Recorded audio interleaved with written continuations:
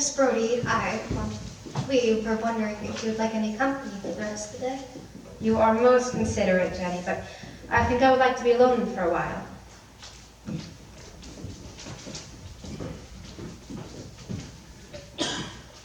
Sandy, I thought that you and I might go home to a cup of tea. You are my private ear, Sandy, my spiritual confidant. I don't know what I should do without you. I'm sorry, but I'm very busy. I want to talk to you, Sandy, about Mary. I'm sorry, Miss Brodie. How busy and grown-up you become. But you mustn't forget how much I rely on you, Sandy. Well, I won't try to keep you. Goodbye, Sandy. And, Sandy, remember, it is on you and Jenny who I pin all my hopes.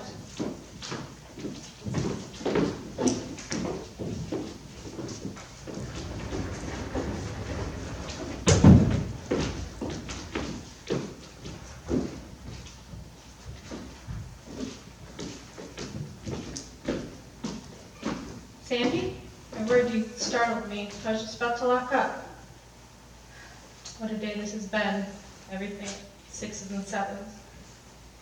Mary McGregor. I simply don't know what to think about what she did. It was so bizarre. I suspect she was rather lonely, though she had the set, as it were. You were all so close. Miss Brodie, a remarkable woman, of course, a vigorous teacher. I sometimes thought her talents a trifle too vigorous for such young children. Don't think I'm criticizing Miss Brodie, though I expect she likes her wee drink. She doesn't drink, except sherry on her birthday. A half bottle between the five of us. That's all I meant, of course. You won't be able to pin her down on drink or sex. She's too careful. Have you thought of politics? What did you say? I said, have you thought of politics? I didn't know Miss Brodie was fascinated by politics. Neither is she, except as a side interest, an attitude. She's simply born a fascist. Have you thought of that? Come to my office.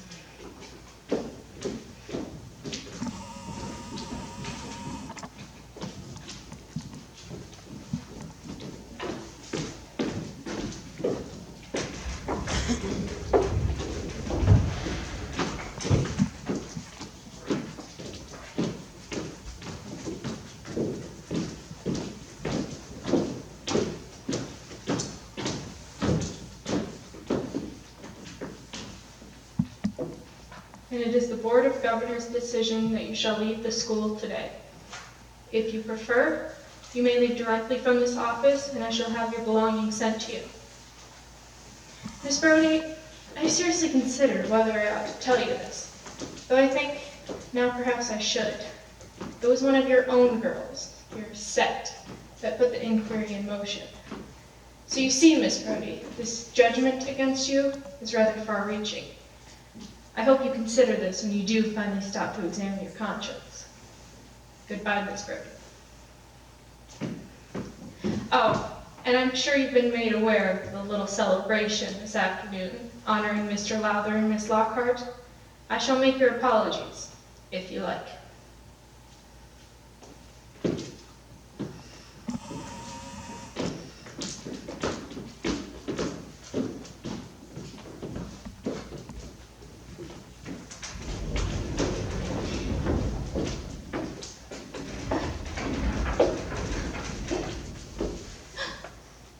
Sandy, I heard that you've been away from school all week.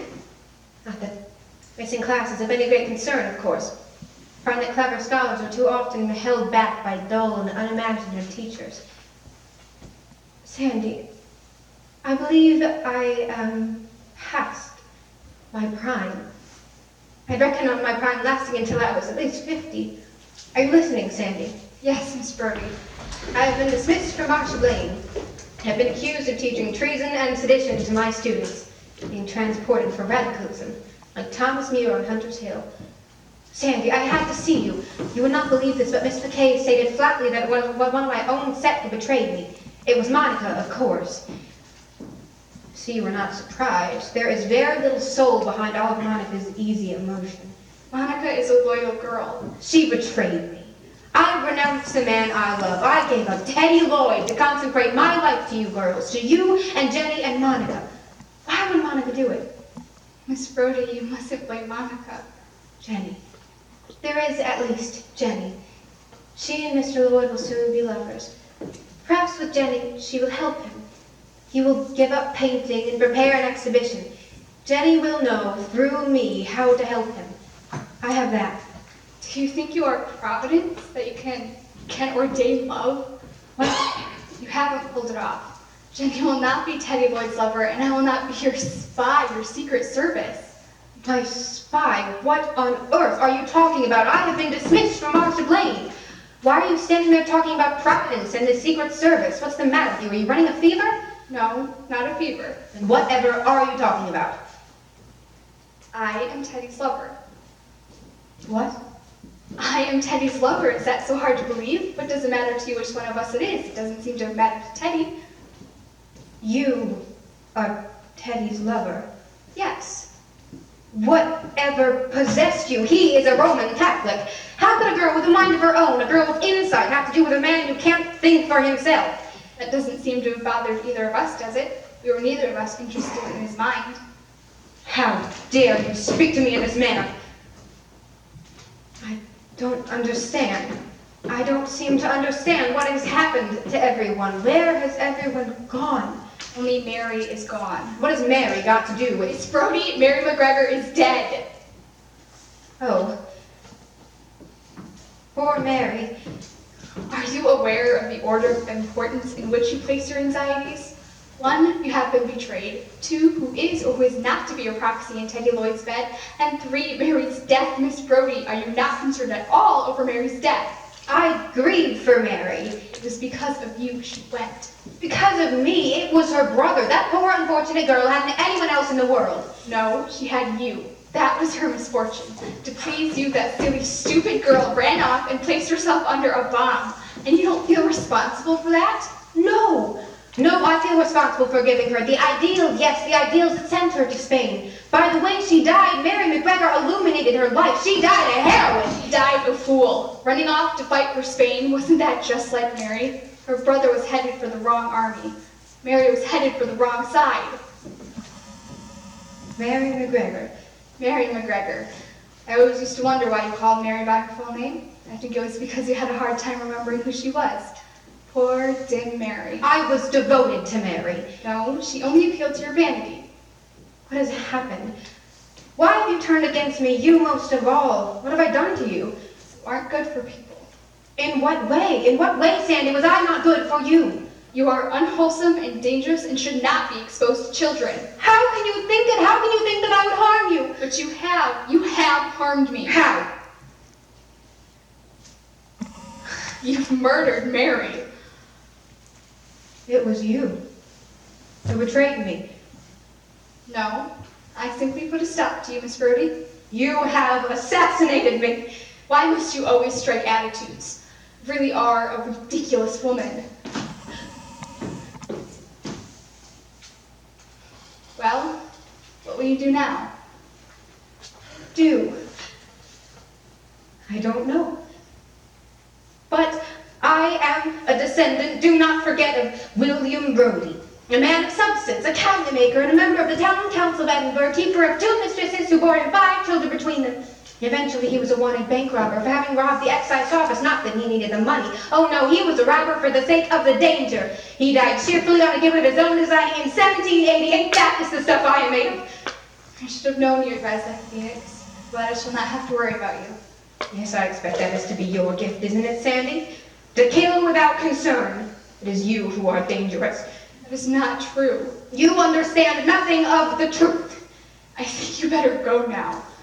You see yourself as a conqueror, don't you, Sandy? But you profess to be a great admirer of conquerors, Miss Brodie.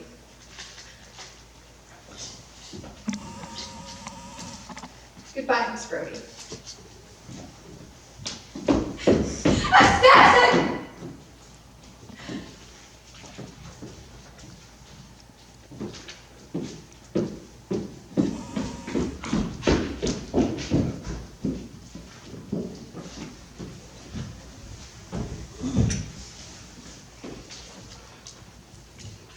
What do you mean she was assassinated? You can't be serious.